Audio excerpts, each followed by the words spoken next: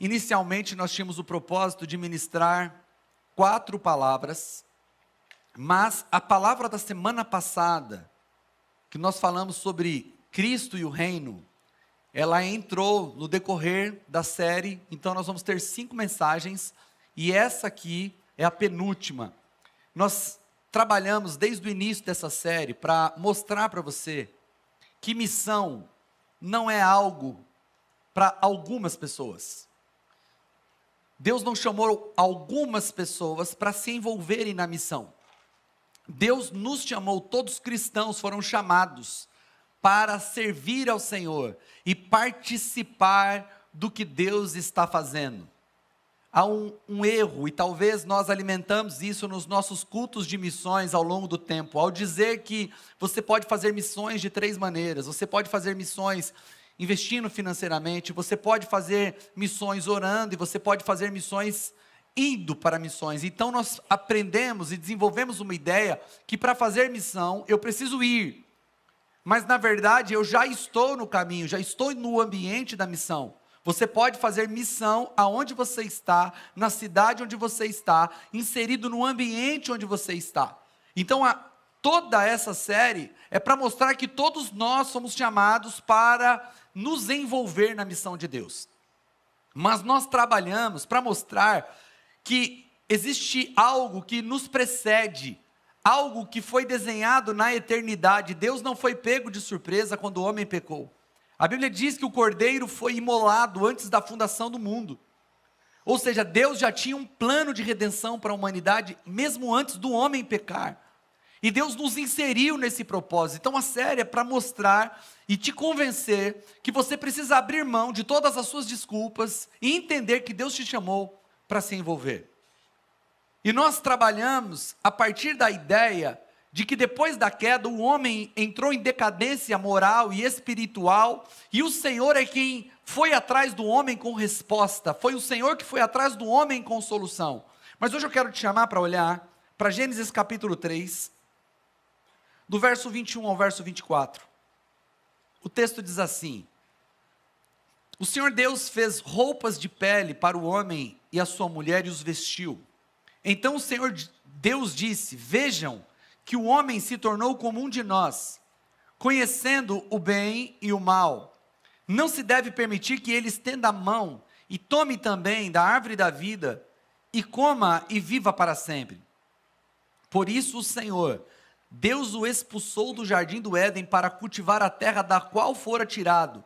Depois de expulsar o homem, colocou querubins ao leste do jardim do Éden e uma espada flamejante que se movia de um lado para o outro, guardando o caminho que levava à árvore da vida.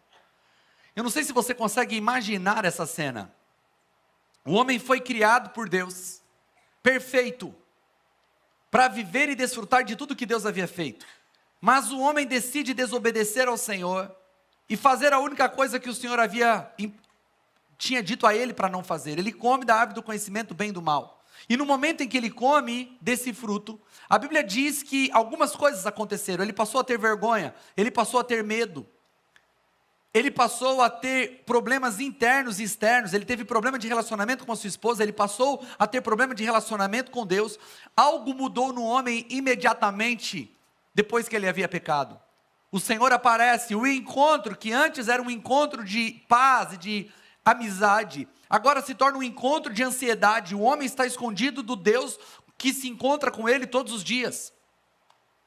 Mas a cena não acaba por aí. O homem começa a transferir responsabilidade, ele começa a colocar a culpa de suas ações no outro, culpando a mulher por seu pecado, e a mulher culpando a serpente pelo seu pecado. Essa semana, há 2 semanas atrás, eu fui corrigir o Antônio, meu filho do meio, e aí nós estávamos conversando, ele estava muito irritado, tendo problema na escola, e brigou com os meninos na escola, amigos dele, chegou em casa, estava brigando com o Davi, e eu levei ele para o meu quarto para conversar com ele, e ele: pai, eles me irritaram, meus amigos me provocaram, eles tiraram minha paciência, o Davi me provocou, e todo mundo provocando ele. Eu falei assim para ele: todo mundo está te provocando? Ele falou: sim, pai, está todo mundo provocando, todo mundo está me irritando, eu estou falando a verdade para o senhor, eu não minto, o senhor sabe que eu não estou mentindo. Eu falei: Antônio, eu não vou te corrigir porque você está mentindo, Eu sei que você está falando a verdade. Eu vou te corrigir porque você é responsável por suas reações. Eu acredito que de fato essas pessoas podem ter te irritado, mas a responsabilidade de reagir é tua. E aí eu falei para ele, você está fazendo exatamente como Adão e Eva fizeram. Eles jogaram a responsabilidade de suas reações para o outro, embora poderiam estar falando a verdade, dizendo, de fato foi a mulher que trouxe o fruto, de fato foi a serpente que a seduziu, mas isso não isentava o homem da responsabilidade de decidir. Então o Senhor profere as maldições para cada um deles, a serpente passa a rastejar sobre o ventre, a mulher passa a ter suas dores de parto multiplicada, por causa do homem, toda a terra é amaldiçoada, num só momento a terra passa a ter espinhos, abrolhos, e a maldição se instala na terra. Mas não é só isso que acontece. O texto que acabamos de ler, diz que Deus expulsou o homem e a mulher do jardim, do ambiente onde eles foram criados. Agora imagine a cena, o ambiente onde eles estavam, um ambiente que era natural para eles, agora eles não podem permanecer, eles têm que sair, mas não só precisam sair, Deus coloca querubins a leste do jardim do Éden, para que eles não entrem mais. E a Bíblia diz que uma espada flamejante, ou seja, uma espada que pegava fogo, ficava se movendo de um lado para o outro, e impedindo o retorno do homem à árvore da vida. E o Senhor vai dizer, para que eles não comam da árvore da vida e vivam eternamente. Essa cena pode gerar em nós muitas reações. A primeira delas é curiosidade. Quem nunca se perguntou aonde o jardim fica, ou ficava? Quando você lê o livro do Gênesis, ele vai falar dos rios que corriam dentro do jardim, e se você cruzar as informações, o jardim do Éden era localizado mais ou menos na região do Iraque hoje. Curiosidades. Outra curiosidade, e se o homem comesse da árvore do conhecimento, da árvore da vida, depois de ter comido da árvore do conhecimento do bem e do mal, o que aconteceria com o homem? Mas essas curiosidades, elas não trazem reflexão para nós. A grande reação que precisa ser gerada em nosso coração é que Adão era o nosso representante, e em Adão nós todos pecamos, e em Adão nós fomos expulsos do jardim e da relação com Deus. Houve uma ruptura na relação.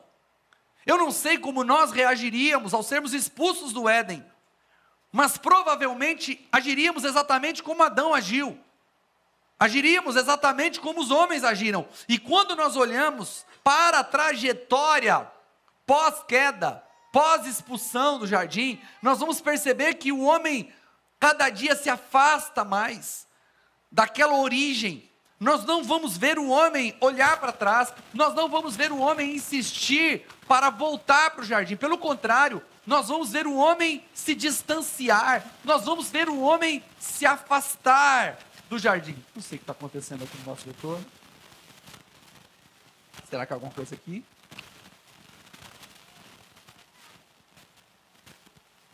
Eu não sei o que está acontecendo aqui, mas o meu retorno está dando uma chiada. Vocês estão ouvindo ou não? Tá ouvindo, né?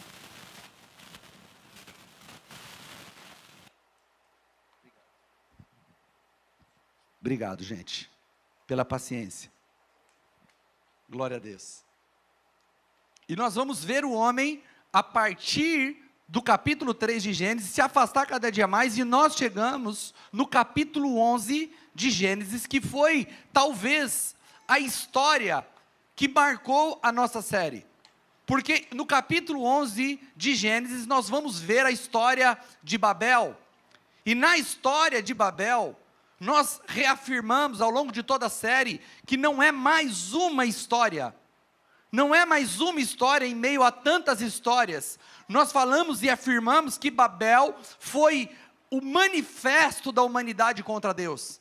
Em Babel, o pecado que nasceu no Éden se desenvolveu, amadureceu e tomou forma. Porque em Babel, os homens fazem um manifesto contra Deus. Eles dizem, nós vamos construir uma cidade para que nós não sejamos espalhados pela terra. Parece um detalhe, mas a ordem de Deus era, crescei, multiplicai e enchei a terra. Agora Deus diz, crescei, multiplicai e enchei a terra. Deus manda ir, mas o homem constrói uma cidade e diz, nós vamos ficar. O homem estava dizendo para Deus: nós vamos aonde quisermos ir, iremos se quisermos ir, ficaremos se quisermos ficar, nós somos donos de nosso próprio destino. Em Babel, os homens dizem: vamos construir uma torre que alcance o céu, e teremos um nome grande para nós mesmos. Em Babel, o homem vai dizer: nós queremos buscar significado para nós mesmos, separados, divorciados de Deus. Em Babel, o homem faz um manifesto contra Deus. E a questão é que cada geração subscreve o manifesto de Babel. Até hoje os homens querem identidade neles mesmos. Os homens querem viver segundo eles mesmos. Até hoje os homens querem decidir se vão ou se ficam. Até hoje os homens querem decidir o destino deles. Gerações após gerações, homens quiseram construir um nome para eles mesmos. Se nós olharmos para a polarização política que está acontecendo no mundo hoje, inclusive no Brasil, você poderia dizer: o Brasil está dividido em dois, porque metade do Brasil entende que a solução está em determinada sequência de ações, e a outra metade acredita que não, a solução está em outra sequência de ações. A grande verdade é que poucas pessoas sabem o que o seu espectro político propõe. As pessoas estão engajadas em ter uma missão, estão engajadas em ter propósitos sem Deus. As pessoas precisam de causa. A cada geração que se passa, as pessoas subscrevem Babel, dizendo que elas querem significado sem Deus. A cada geração que passa, as gerações subscrevem dizendo que elas querem o nome sem Deus. Então Babel é um manifesto contra o Senhor. E nessa sequência, o apóstolo Paulo vai dizer em Romanos que não há ninguém que busque a Deus. A história de Deus é a história de homens fugindo de Deus e o Senhor indo atrás deles para conquistá-los. Você poderia dizer: não, pastor, as pessoas de fato buscam a Deus. Eu conheço pessoas que buscam a Deus. Elas não buscam a Deus para ter o seu relacionamento reatado. Elas não buscam a Deus para serem governadas por Ele. As pessoas não chegam, eu não encontro pessoas que chegam e dizem assim: pastor, eu vim aqui porque eu preciso me submeter ao Senhor. Eu reconheço que eu não consigo liderar a minha própria vida. Eu reconheço que eu sou um péssimo líder de mim mesmo. Então hoje eu me encontro numa situação onde eu preciso abrir mão de meus próprios planos. Não, as pessoas vêm para a igreja buscando um Deus que resolva o problema delas. E essa é a lógica de toda a humanidade. Ao longo da história, homens criaram deuses para tudo. Existe o Deus da montanha, para dar vitória quando a guerra for na montanha. Existe o Deus do vale, para dar vitória quando a guerra for no vale. Existe o Deus da agricultura, para que quando a plantação não der certo, ele possa clamar para o Deus da agricultura. Existe o Deus dos mares, para que a navegação seja boa. Existe o Deus da chuva, para que quando não estiver chovendo, o homem possa pedir. E quando eles se encontram com Deus, Pai do nosso Senhor Jesus Cristo, eles usam a mesma lógica pagã, e eles não querem um Deus para que eles possam se submeter a eles. Eles querem um Deus que resolva os seus problemas. É por isso que nós somos tão claros contra uma mensagem que alimenta a lógica do consumo. Venha, que Deus fará algo por você. Venha, nós acreditamos num Deus que resolve problemas. Nós acreditamos num Deus que faz milagres. Nós acreditamos num Deus que intervém. Mas deixa eu dizer algo para você: Ele faz isso porque Ele nos ama e Ele é o nosso Pai. Mas nós não nos relacionamos com Deus por aquilo que Ele pode nos dar. Nós nos relacionamos com Deus porque entendemos que não há outro lugar onde podemos obter salvação. O Senhor nos convida para Ele mesmo. Mas o homem está fugindo de Deus, o homem está na rota contrária do Senhor. E o tempo está passando. Se passaram aproximadamente 2000 anos entre Adão e Abraão. Depois se passaram mais 2000 anos entre Abraão e Jesus, e agora aproximadamente 2000 anos entre Jesus e nós. Nós estamos praticamente num período muito significativo. E talvez você diga: pastor, alguma coisa incrível vai acontecer. Eu também acredito. Mas isso não é o ponto. O ponto é que o Senhor está tendo paciência com a gente. O tempo revela que o Senhor está nos dando tempo para nós nos arrependermos, porque o Senhor está nos buscando. E o que me chama a atenção é como Jesus se revela. Eu quero que você leia comigo, João capítulo 6, dá só um pouquinho de retorno para mim, Magno. João capítulo 6, a partir do verso 51, o texto diz assim: eu sou o pão vivo que desceu do céu. Se alguém comer deste pão, viverá para sempre. Este pão é a minha carne, que eu darei pela vida do mundo. Se você pegar um pouco antes desse texto, um capítulo anterior, Jesus havia multiplicado pão e peixe. Depois Jesus atravessa o mar, e as pessoas vêm atrás de Jesus. E Jesus vai dizer o seguinte: vocês não estão vindo atrás de mim por conta das minhas palavras. Vocês estão vindo atrás de mim por conta do pão que eu multipliquei no deserto. Então Jesus começa a se apresentar como o pão vivo que desceu do céu. E eles começam a fazer um paralelo entre Jesus e Moisés. Ele vai dizer: Moisés nos deu maná. E o maná era um tipo de farelo que ficava sobre o orvalho, enquanto o povo estava no deserto. Eles recolhiam pela manhã esse farelo, e eles faziam um pão, que tinha tudo o que eles precisavam, todos os nutrientes que eles precisavam. Então o povo de Israel, os judeus estavam olhando para Jesus e dizendo: olha, o que você vai fazer maior do que Moisés? Porque Moisés nos deu um pão milagroso. Só que eles se esqueceram que o milagre que Deus operou através de Moisés no deserto, era um milagre passageiro. Porque o maná, por mais que ele fosse um milagre, se eles colhessem mais maná do que necessário, a Bíblia diz que o que ficava por outro dia apodrecia. Assim como todos os milagres que nós podemos viver aqui na terra. Deus pode curar alguém do câncer e ele morrer de parada cardíaca. Deus pode curar alguém de uma paralisia nas pernas e a pessoa ter uma vida curta. Deus pode salvar uma criança que está prestes a morrer e ainda assim ela não ter uma vida longa. Porque todos os milagres que podemos viver aqui na terra são passageiros, porque nós estamos no mundo caído. E quando Deus opera o milagre, isso fala do o poder dele se manifestando para que creiamos nele, do que uma solução definitiva. Jesus ressuscitou Lázaro, mas Lázaro morreu de novo. Por maior que seja o milagre que podemos presenciar aqui, ele é passageiro. E as pessoas no tempo de Jesus queriam milagres passageiros. E Jesus começa a apresentar a eles algo que era superior. Jesus vai dizer: eu sou o verdadeiro pão que desceu do céu, e se você comer da minha carne, você terá vida eterna. Enquanto vocês estão olhando para Moisés, e esperando uma operação de um milagre passageiro, está aqui quem pode resolver o problema de vocês eternamente. Aquilo que lhes foi impedido no Éden, o caminho que estava interrompido para a árvore da vida, agora está aberto, e eu estou aqui para oferecer da minha carne, para que vocês comam e tenham vida eterna. E aí vem a pergunta: por que no Éden Deus impediu que o homem comesse da árvore da vida para ter vida eterna, e agora em Jesus ele não está impedindo, em Jesus ele está convidando? Porque os homens em Adão queriam ter essa vida eterna, essa vida que vivemos aqui. Faraós, grandes imperadores, quiseram viver eternamente. Nós falamos semana passada a respeito da estátua que Nabucodonosor sonha.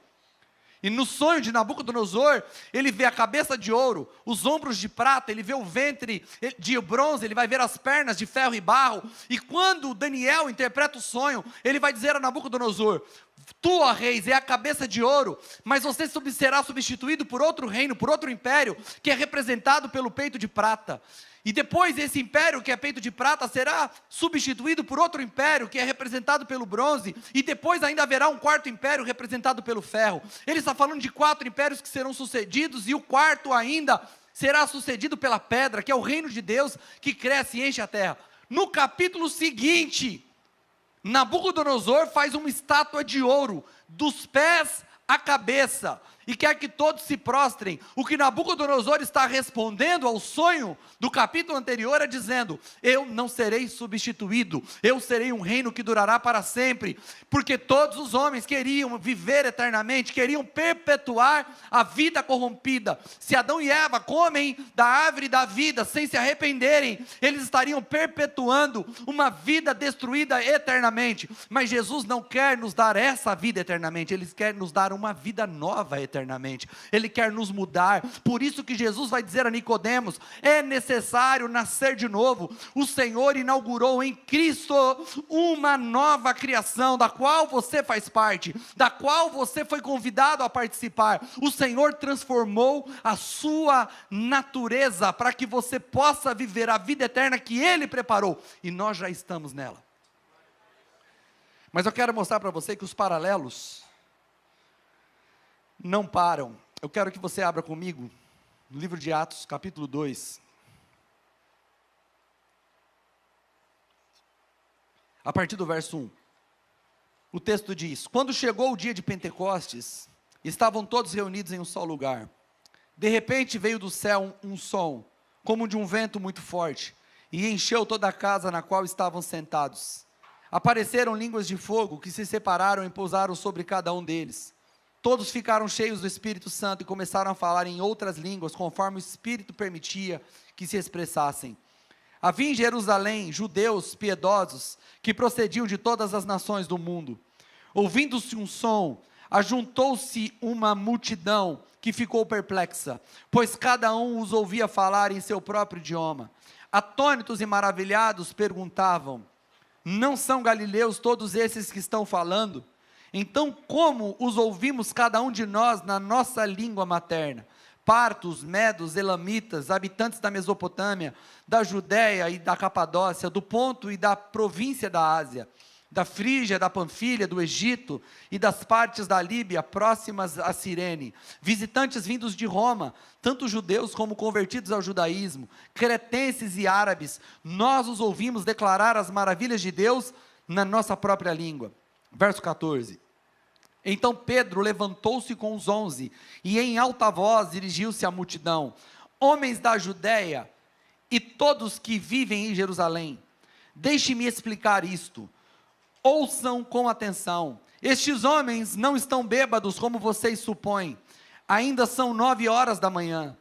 Ao contrário, isto é o que foi predito pelo profeta Joel. Nos últimos dias, diz Deus, derramarei do meu espírito sobre todas as pessoas. Os seus filhos e as suas filhas profetizarão. Os jovens terão visões, os velhos terão sonhos. Sobre os meus servos e as minhas servas derramarei do meu espírito naqueles dias e eles profetizarão. Mostrarei prodígios em cima do céu, sinais embaixo da terra, sangue, fogo, nuvem de fumaça. O sol se tornará em trevas e a lua em sangue, antes que venha o grande e glorioso dia do Senhor. E todo aquele que invocar o nome do Senhor será salvo. Israelitas, ouçam essas palavras. Jesus de Nazaré foi aprovado por Deus diante de vocês, por meio de milagres, maravilhas e sinais que Deus fez entre vocês, por intermédio dele, como bem o sabem.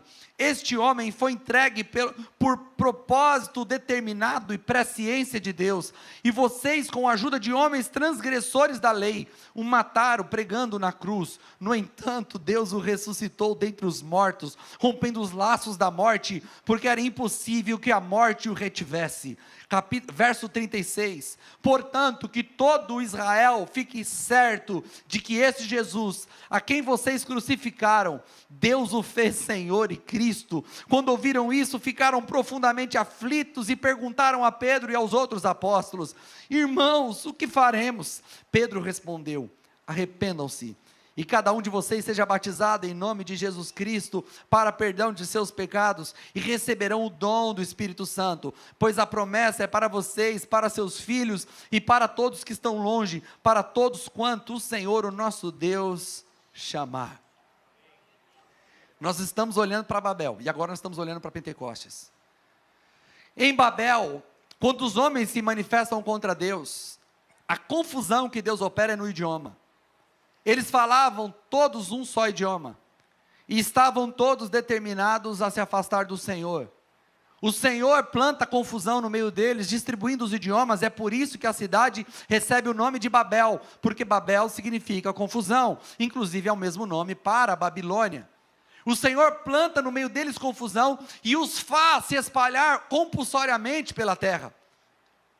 Agora em Pentecoste, quando o Espírito Santo desce sobre os apóstolos, sobre os discípulos que estão reunidos, o milagre também é idiomático. porque quando o Espírito vem sobre eles, eles começam a falar em outras línguas que eles não haviam aprendido, e os homens começam a ouvir as maravilhas do Senhor em seu próprio idioma. Eles ficam perplexos e vão dizer: não são esses galileus? Porque eles enfatizam o fato de eles serem galileus, porque ele está falando de homens campesinos, homens simples, homens iletrados, homens que não eram estudados. O grego da época, o grego koiné, já era um grego adaptado para ser o idioma de todo o império. Já não era o grego original, eles estavam cheios de hebraísmos, ou seja, eles já falavam grego com ideias hebraicas, havia o aramaico envolvido, era um povo que falava do jeito que dá. De repente, o Espírito Santo vem sobre eles, e homens que nunca haviam estudado começam a falar em outros idiomas, conforme o Senhor havia lhes dado, e as pessoas começam a ouvir as maravilhas de Deus em seu próprio idioma. Babel, o Senhor distribui as línguas e os homens param de se entender. No dia de Pentecostes, o Senhor faz com que homens que nunca haviam estudado outros idiomas comecem a falar em um idioma que todos começam a entender as maravilhas de Deus. Em Babel, Deus plantou confusão, mas em Pentecostes, Deus plantou unidade e fez com que as pessoas começassem a entender as maravilhas de Deus. E qual foi a mensagem pregada? A mensagem pregada foi: arrependam-se, arrependam-se. A primeira mensagem pregada dentro do contexto do Espírito Santo foi: arrependam-se. E o que significa se arrepender? Significa contornar, significa se converter, significa mudar o rumo. A humanidade estava correndo de Deus, agora depois de receberem a palavra de Deus, eles são convidados a mudar a rota, mudar o rumo e correr para Deus. Se em Babel os homens se manifestam contra Deus, em Pentecostes Deus se manifesta a favor dos homens, pregando diante de todos em seu próprio idioma. Chegou o tempo da reconciliação.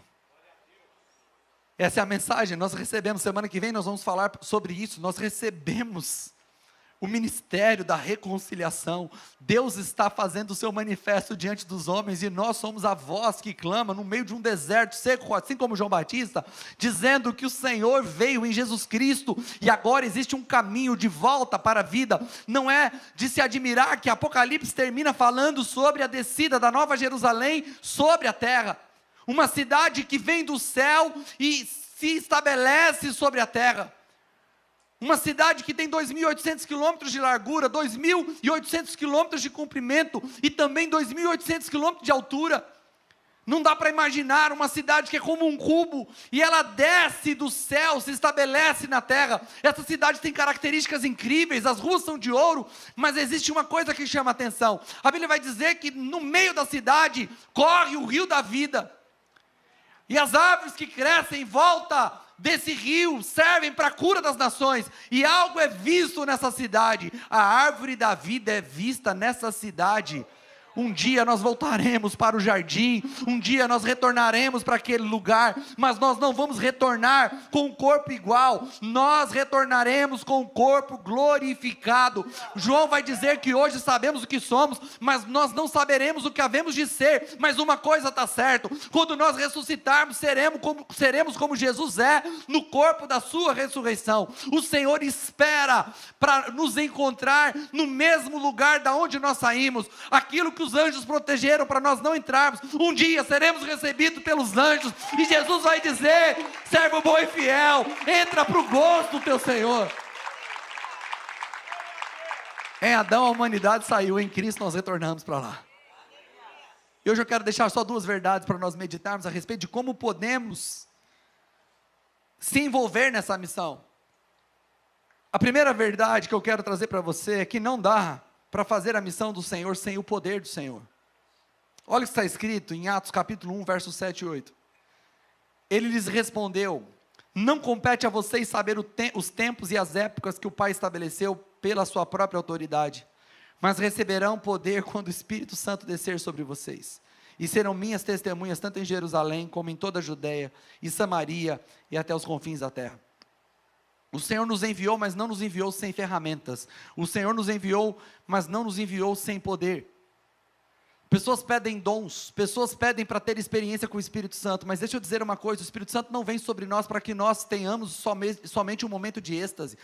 Quando Jesus está dentro da sinagoga, ele diz: o Espírito do Senhor está sobre mim, pelo que ele me ungiu para. O Senhor nos unge para fazermos coisas, o Senhor nos unge para que nós possamos cumprir a nossa missão. Nós devemos buscar no Senhor poder para fazer o que o Senhor nos mandou fazer. Jesus, quando se encontra com 2 discípulos desistentes que estavam indo embora de Jerusalém, a caminho de Emaús, a Bíblia diz que Jesus os encontra e começa a interpelá-los porque eles estavam indo embora, e eles começam a mostrar uma grande frustração em relação ao que eles esperavam de Jesus. E a Bíblia diz que Jesus, ao longo do caminho, começa a expor as Escrituras e mostrar como Cristo deveria padecer e morrer e ressuscitar. De repente, quando eles chegam em Emaús, a Bíblia diz que Jesus fez menção como quem ia continuar. Então os discípulos chamam Jesus para entrar na casa, e Jesus entra, e a Bíblia diz que quando Jesus dá graças pelo pão e parte, Jesus desaparece.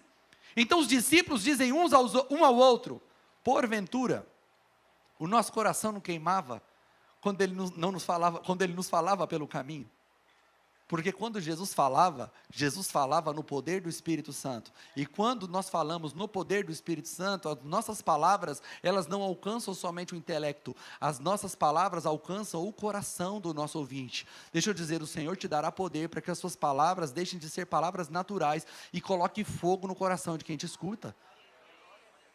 Eu contei uma experiência aqui hoje pela manhã. Um dia, eu sempre gostei de evangelizar por todos os ambientes que eu estava. Quando eu comecei aqui em Itapetininga, final de 2010, essa igreja começou numa célula na minha casa, eu e minha esposa. Eu não conhecia praticamente ninguém nessa cidade, então eu precisava evangelizar nos ambientes onde eu estava, nos ambientes da oficina, nos ambientes das concessionárias, porque onde eu trabalhava de martelinho, então eu precisava falar de Jesus nos ambientes onde eu estava. Então às vezes eu demorava um pouco mais para ganhar a confiança, o coração da pessoa, para falar de Jesus para ela. Mas numa dessas minhas experiências, eu fui falar de Jesus para alguém. Eu achei que eu podia ser um pouco mais direto, não sei porquê. Eu cheguei para ele e falei assim: cara, você precisa de ir para uma igreja. Ele falou: eu sei, eu preciso mesmo. Eu falei: você precisa de... Aí eu falei, eu tomei coragem. Eu falei: você precisa de Jesus, cara. Ele falou: eu sei, eu preciso de Jesus mesmo. Eu falei: você precisa entregar a vida para Jesus agora. Ele falou: tá bom. Eu falei: eita, estou poderoso, cara. Hoje eu estou pregando com poder, cara. Eu falei: posso orar por você agora? Ele falou: pode. Eu falei: meu Deus do céu. Mas, irmão, assim, ó, o ego foi lá em cima. Eu falei: então vem aqui. Foi muito rápido dessa vez. Mas eu quis perguntar para ele. Falei: rapaz, me fala uma coisa assim, você já tinha tido alguma experiência? Porque eu achei que foi muito rápido, né? Ele falou: não, rapaz, uns 10 anos atrás eu trabalhei com uma pessoa, e ela falava de Jesus para mim todo dia. Todo dia. E assim, eu fiquei convencido que eu precisava de Jesus, mas o cara nunca perguntou. Depois o cara foi embora, eu falei: quando alguém me perguntar, eu vou entregar minha vida para Jesus. Irmão, eu cheguei na hora certa. Quando eu falei, o cara estava só esperando alguém perguntar. Eu achei que fui eu que coloquei fogo, mas quando eu coloquei o fósforo, foi o fósforo que pegou fogo. Já havia um fogo naquele coração, porque alguém no poder do Espírito Santo já tinha falado de Jesus para ele. Nós precisamos do poder de Deus para fazer o que precisamos fazer.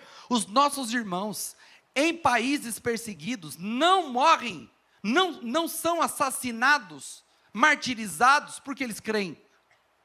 Não, porque se somente crescem, ninguém ficaria sabendo. Eles poderiam manter sua fé em segredo. Por que eles morrem? Eles morrem por 2 coisas: porque eles congregam e porque eles compartilham de sua fé. Mas eles não abrem mão de fazer isso. Eles continuam congregando e eles continuam compartilhando sua fé. Muitos irmãos aqui, se fosse para um país de perseguição, não ia viver tranquilo. Porque não gostam de fazer as 2 coisas, não gostam de congregar e nem gostam de compartilhar sua fé. Não é você, tá, irmão? É seu amigo que não veio. Você faz isso o tempo todo, você não abre mão de congregar e fala de Jesus para todo mundo onde você encontra. Nós temos uma missão. Talvez você esteja orando e falando: Senhor, qual é o meu propósito? Qual é o meu chamado? Talvez você esteja dizendo: não, mas eu quero trabalhar no mercado. Talvez você seja médico, ou você seja engenheiro, ou você seja um gestor, e você está perguntando: como é que eu posso fazer? O que eu devo fazer? O Senhor colocou onde você está, para que você compartilhe das boas novas do reino de Deus. Mas pastor, eu trabalho em home office e eu eu não lido com gente não, pastor, eu fico ali no computador o dia todo. Irmão, você não conversa com ninguém na internet? Não, pastor, eu converso com ninguém, sou programador, só falo com máquina. Irmão, vai comprar um pão, pelo amor de Deus, vai conversar com alguém. Você precisa se relacionar, você precisa, mas eu não gosto de gente, o problema é seu, vai ter que aprender a gostar. É que gente é difícil, você também, se você é gente. Nós precisamos aprender que o Senhor quer nos colocar no meio do mundo perdido para pregarmos as boas novas. Jesus vai dizer que nós somos a luz do mundo e não se pode esconder uma cidade iluminada no alto de uma montanha. Não dá para esconder uma luz. O Senhor te chamou para iluminar. Talvez você diga assim: não, pastor, eu não quero lidar com gente perdida porque agora eu troquei todas as minhas amizades. Isso não faz sentido. Não, pastor, é porque as minhas amizades do mundo estão me fazendo mal. Então, só se afasta para você amadurecer. Porque o problema não são suas amizades. O problema é por que essas pessoas te contaminam e você não influencia elas. Era um problema para o judeu tocar a mão em cadáver. Porque isso contaminava. Mas toda vez que Jesus tocou em um cadáver, ele ressuscitou. Não podia tocar em leproso, porque isso era contaminação. Mas quando Jesus tocava no leproso, o leproso era curado. Irmãos, não faz sentido nós abandonarmos as nossas relações, elas precisam de Jesus. Não faz sentido você abandonar seus familiares que ainda não creem, eles precisam de Jesus. Nós precisamos nos relacionar e sermos intencionais em nossas relações, porque nós estamos em missão. A segunda verdade que eu quero compartilhar com você, e essa é a última dessa noite, é que nós temos que entender que é um privilégio, é o maior privilégio de um salvo, é participar da missão. É o maior privilégio, o Senhor nos chamou para fazer parte do que Ele está fazendo. O Evangelho de Jesus Cristo não é uma lista de regras. Talvez você tenha se convertido e você tenha dito assim: agora eu sou evangélico, eu quero descobrir o que pode e o que não pode fazer. Irmãos, o cristianismo verdadeiro não é uma lista de regras. Nós sabemos que nós seguimos a lei do Senhor. Como diz o apóstolo Paulo, nós vivemos como aqueles que não estão debaixo da lei, porque nós não vivemos debaixo da lei de Moisés, mas também não vivemos como aqueles que estão sem lei, porque vivemos debaixo da lei de Cristo. Nós sabemos que a Bíblia tem instruções para nós, mas não é sobre obedecer. O Senhor não veio para nos adestrar, Ele veio para nos transformar. Não é tornar você melhorado, não é melhorar os seus comportamentos, não é fazer de você um ser humano melhor, é fazer de você um novo ser humano, porque é isso, essa é a proposta do Evangelho. O Senhor nos chamou para participar do que Ele está fazendo. Está na hora de nós nos levantarmos e dizermos: o Senhor me chamou, o Senhor me deu dons, o Senhor me deu recurso, e eu não vou viver mais uma vida indiferente. Nós estamos vivendo em um tempo onde a cidade onde nós estamos precisa de Jesus. Nós não temos que convencer Jesus a salvar Itapetininga. A Bíblia diz que é da vontade do Senhor que todos os homens cheguem ao conhecimento do Senhor. Nós já temos a palavra de Deus do nosso lado e temos centenas de pessoas, milhares de pessoas nessa cidade caminhando a passos largos para o inferno. Chegou a hora de você deixar de ser um cristão irresponsável, que foi alcançado pelo Evangelho e acha que está tudo bem viver sua vida da melhor maneira. Pastor, mas eu faço as coisas corretas, eu tenho feito as coisas boas, eu venho na igreja. Não é suficiente. Mas pastor, você está dizendo que eu não sou salvo. Ninguém está falando da sua salvação. Você foi salvo pela graça, não foi por obra. Você não precisa pagar mais pela sua salvação. Já está resolvido. Se você veio aqui só para pensar em salvação, você ainda está vivendo numa mentalidade pagã. Nós já somos salvos. A conversa não é sobre sermos salvos ou não. A conversa aqui é sobre resposta. Qual a resposta que nós damos ao nosso Senhor? Qual a resposta que damos a Cristo? Qual é a nossa atitude diante de tão grande salvação? Se nós vamos terminar nossa vida dizendo que combatemos o bom combate, ou vamos terminar nossa vida dizendo que foi maravilhoso servir ao Senhor em nosso conforto e ser insignificante na vida das pessoas que passaram do nosso lado. Nós precisamos responder ao chamado. O Senhor nos chamou para vivermos em missão, e o Senhor nos chamou para nos dar poder para fazermos isso de forma eficaz. Amém, queridos? Eu quero te convidar a ficar em pé. Quero muito poder orar com você. Hoje nós estamos aqui no nosso terceiro culto. Para mim foi o meu quarto culto, porque eu tive a oportunidade de ministrar em Sorocaba hoje. Nós tivemos um tempo incrível na presença do Senhor, e em todos os cultos nós vimos o Senhor fazer grandes coisas entre nós. E eu quero muito te encorajar, antes de nós orarmos por você, que você faça a sua própria oração. Queria que você curvasse a sua cabeça. Talvez você tenha vivido um cristianismo água com açúcar todos esses anos. Baita de um cristianismo egoísta. Você entende que foi alcançado para você, já foi resolvido sua vida, agora você só espera a morte tranquilo. Enquanto milhares de pessoas passam por nós e nós não participamos da missão do Senhor. Diferente de Babel, nós não queremos decidir o nosso destino. Diferente de Babel, nós rasgamos as nossas propostas diante do Senhor e dizemos: cumpre em nós o seu querer, Senhor. Cumpre em nós a tua vontade, Senhor. Eu quero te encorajar a orar neste momento. Talvez você precise se arrepender do estilo de vida que você está vivendo, desse estilo de vida indiferente. Fala: Senhor, eu quero viver para a tua glória, Senhor. Eu quero participar do que o Senhor está fazendo. Nós estamos aqui, Senhor, numa cidade, tantas pessoas me disseram, quando eu cheguei aqui, que em Itapetininga as coisas não acontecem. Nós não escutamos essas pessoas, nós te escutamos, Senhor, porque nós estamos cheios do teu poder para fazer o que precisa ser feito. Nós estamos aqui para fazer o que precisa ser feito. Nós estamos cheios do poder que ressuscitou o Senhor. Nós queremos, Senhor, nos arrepender diante de Ti por olharmos para o cristianismo como um ambiente de conforto, enquanto, Senhor, milhares de pessoas morreram para que o Evangelho fosse pregado e chegasse até nós. Nossa geração abriu mão, Senhor, de continuar.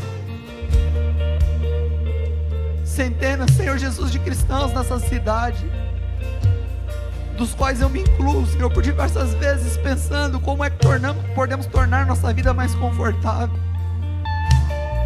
Cristãos que vivem na lógica, Senhor, de que eu preciso me aposentar para me viver minha vida tranquilo, Senhor. Eu quero hoje que o Senhor mude o coração de homens aqui, que já estão se considerando aposentados, que acreditam que podem a partir de agora não fazer nada. Senhor, eu convido o Teu Espírito para esse lugar, gentilmente, para transformar esses corações, para que eles só parem quando o fôlego de vida for tirado. Homens que receberam tanto de Deus, famílias exemplares, moral ilibada, mas que não estão utilizando isso para a pregação do Evangelho, estão confortáveis em seus ambientes de cura, enquanto existem enfermos precisando do Teu Evangelho. Leve-nos ao lugar de arrependimento, Senhor. Quero te convidar a falar com o Senhor.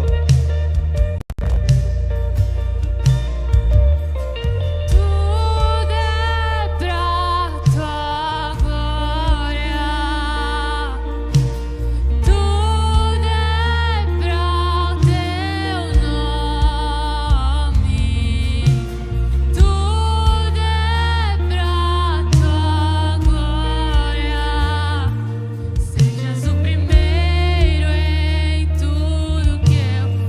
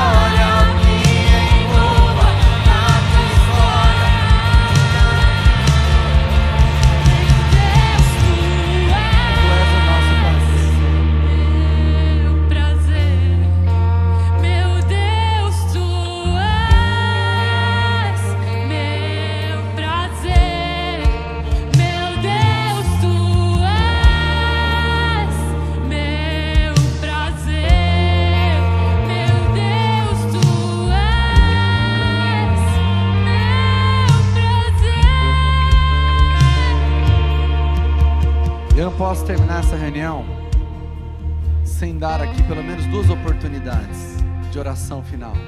A primeira é, e eu não sei, mas eu preciso fazer isso por você hoje. Existe alguém entre nós aqui que está afastado dos caminhos do Senhor, se afastou da comunidade, foi viver a sua vida do teu próprio jeito, ou nunca entregou a tua vida para Jesus, e hoje quer tomar essa decisão de voltar para Jesus, voltar para a comunhão da comunidade. Levante as mãos onde você estiver, eu quero orar por você. Pastor, eu quero voltar hoje. Isso, glória a Deus, glória a Deus, glória a Deus, glória a Deus. Glória a Deus, o Senhor está lá atrás, mais pessoas, o Senhor está convidando pessoas para esse novo tempo. Irmãos, hoje é um tempo de salvação, nós temos visto salvação em todos os cultos. Hoje é um tempo de retorno para a casa do Senhor. Eu queria muito, muito poder orar por vocês. Vocês podiam vir aqui, eu queria orar por vocês. Vem aqui, vem aqui, vem aqui. Vem aqui na frente.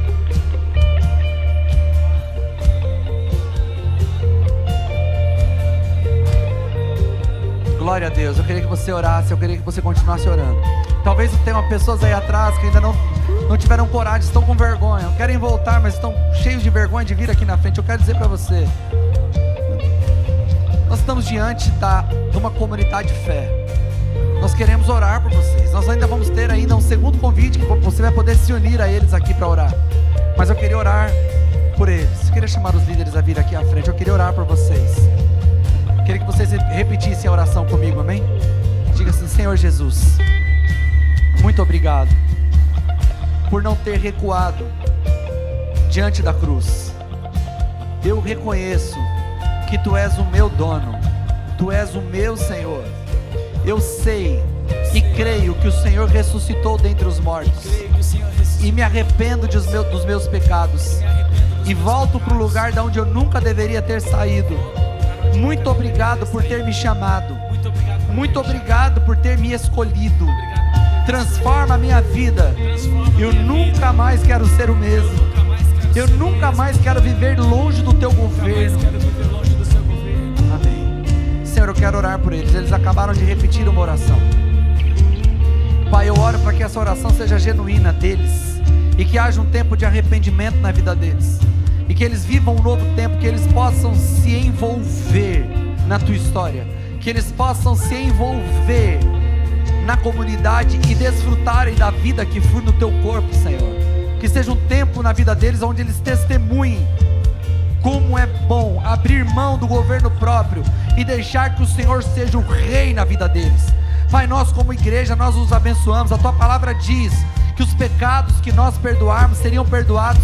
Então nós declaramos perdão de pecados sobre eles. Nós declaramos, Senhor Jesus, um novo tempo, que eles possam se apropriar da justificação que vem pela fé, para que eles possam ter sobre eles imputado a sua justiça, e que eles nunca mais se relacionem com o Senhor como culpados, mas como perdoados que eles são, Senhor, em nome de Jesus, amém. Não voltem para o lugar de vocês ainda, depois os líderes vão conversar com vocês, amém. Mas eu quero abrir aqui uma segunda oportunidade, e nós vamos terminar o culto orando. Para você que serve a Jesus, você é um cristão genuíno, mas o Senhor falou muito com você hoje nessa palavra, que você precisa abrir mão desse lugar de indiferença, e você quer viver um novo tempo, fazer um compromisso com Deus, de viver uma vida envolvido com o que Deus está fazendo a missão que o Senhor te chamou para fazer. E você precisa de poder, você quer dons para fazer isso, porque você entende que não dá para fazer isso na sua capacidade própria. Eu queria terminar orando por você. Eu queria que você saísse do seu lugar e viesse aqui na frente. Eu quero orar por você. Você que entende que foi chamado pelo Senhor para fazer missão, foi chamado pelo Senhor para sair desse lugar de indiferença. Talvez você é cristão há muito tempo, mas você está vivendo uma vida do teu próprio jeito, vivendo da tua própria forma, e você entende que você precisa de uma atitude radical na tua vida. Pessoas passam pelo teu caminho e elas não ouvem falar de Jesus, e você nem sabe como começar a fazer isso. Hoje é um chamado do Senhor para nós sairmos desse lugar de indiferença, esse lugar de frieza, esse lugar onde nós não nos importamos com as pessoas que passam pelo nosso caminho. O Senhor está levantando uma geração que entende que foi chamada para ser luz no ambiente onde está, uma geração que foi chamada para não se envergonhar do Evangelho, pelo contrário, Nós não envergonhamos desse evangelho, porque ele é o poder de Deus. Pessoas que querem e têm buscado ao Senhor por dons para fazer isso. Hoje o Senhor está aqui. A Bíblia diz que onde tiver 2 ou 3 reunidos em teu nome, Ele também está. E o Senhor está aqui, o Espírito Santo do Senhor está neste lugar. Senhor, eu quero orar por essa igreja. Pai, nós estamos vivendo um tempo onde as pessoas não acreditam mais nessa geração. O comentário mais comum é que a nossa geração está perdida, Senhor. Pai, nós não aceitamos essa sentença. Nós sabemos que todas as gerações que passaram pela terra eram gerações perdidas, mas no meio das gerações perdidas, o Senhor sempre levantou um povo. O Senhor sempre levantou um remanescente. O Senhor sempre levantou os seus para serem luz em tempos de trevas. Pai, hoje nós estamos terminando essa reunião. Nossa série ainda não terminou, ainda teremos mais uma palavra semana que vem. Mas nós estamos aqui hoje convencidos, plenamente convencidos, de que missão não é para uma parte especial da igreja. Que missão é a identidade de todo cristão salvo, de todo cristão que entende, todo discípulo do Senhor, todo aquele que foi remido, que foi lavado pelo teu sangue. Pai, que nesse lugar seja desenvolvida uma consciência missionária, e que nós possamos sair desse culto hoje, dessa reunião, engajados com a tua obra. Pai, pessoas vieram aqui na frente buscando, pedindo, clamando, tomando uma posição. Pai, a tua palavra diz que nós devemos buscar com zelo os melhores dons. Pai, eu oro para que esses irmãos recebam de tuas mãos ferramentas poderosas para fazer a tua obra. Que esses irmãos comecem a perceber durante a semana que eles estão fazendo coisas que eles nunca imaginaram, que eles estão alcançando lugares que eles nunca imaginaram alcançar. Pai, tem pessoas aqui que têm orado por seus familiares há anos, por filhos há anos, e não tem conseguido. Senhor, eu oro para que o Senhor os encha de poder, para que as palavras desses irmãos e dessas irmãs alcancem lugares na vida das pessoas que elas nunca alcançaram anteriormente, e que haja um tempo, Senhor, de salvação nessa cidade, como nunca visto em toda a história dela, e que nós possamos participar disso, Senhor, porque nós estamos aqui para fazer a tua vontade. Em nome de Jesus, você recebe essa palavra, dê a sua melhor salva de palmas ao Senhor.